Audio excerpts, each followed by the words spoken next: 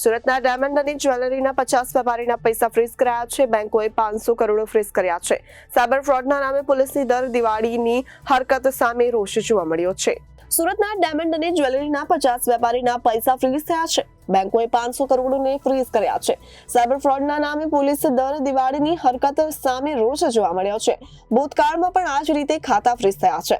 વેપારીઓએ CR પાટીલને રજૂઆત કરી છે. આ મુદ્દે ગૃહમંત્રીને પણ રજૂઆત કરવામાં આવશે. શંકાસ્પદ ટ્રાન્ઝેક્શન થયું હોવાની વાત બતાવી ફ્રીઝ કરાયા છે ખાતા. વેપારીઓના એકાઉન્ટ ફ્રીઝ કરવામાં આવ્યા છે. શું કારણ? ભારત સરકારે ખૂબ સારા આશય સાથે એક કાનૂન પાસ કરેલો સેન્ટ્રલ ગવર્મેન્ટની અંદર કે ત્રાસવાદીઓના પૈસાને ટ્રેક કરવા માટે પોલીસને પાવર સત્તા આપવામાં આવેલી કે કોઈ પણ વ્યક્તિનું શંકાસ્પદ એકાઉન્ટ લાગે તો એમનું એકાઉન્ટ સીઝ પણ કરી શકે છે અને ટ્રેક પણ કરી શકે છે. પરંતુ એનું અત્યારે સ્થાનિક લેવલે ખૂબ મોટા પ્રમાણમાં પોલીસ ડિપાર્ટમેન્ટ દ્વારા દુરુપયોગ અલગ અલગ સ્ટેટોમાં થઈ રહ્યો છે.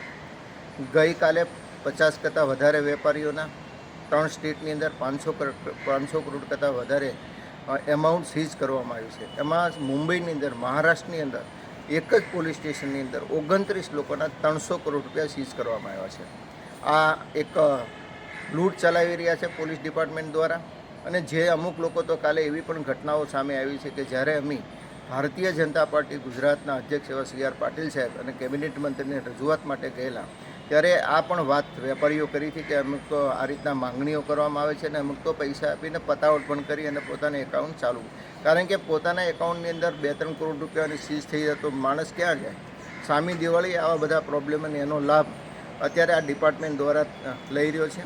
હું આપના માધ્યમથી ચોક્કસ ગુજરાત સરકારને, ખાસ કરીને રાજ્યના ગૃહ એવા મંત્રી શ્રી હર્ષભાઈને પણ વિનંતી કરું છું કે પોલીસે પણ આમાં ઇન્ટરપ્રેટ થઈને આ રીતના અલગ અલગ સ્ટેટના જે પોલીસ ડિપાર્ટમેન્ટ દ્વારા હેરાનગતિ કરવામાં આવે છે એમનો સંપર્ક કરીને આવા નિષ્ઠાવાન વેપારીઓના એકાઉન્ટ તાત્કાલિક ખોલવા જોઈએ અને એનો વેપાર દિવાળીના સમયે સરળ રીતે કરી શકે એની માટેના ગુજરાત સરકારે પણ પ્રયત્ન કરવા જોઈએ.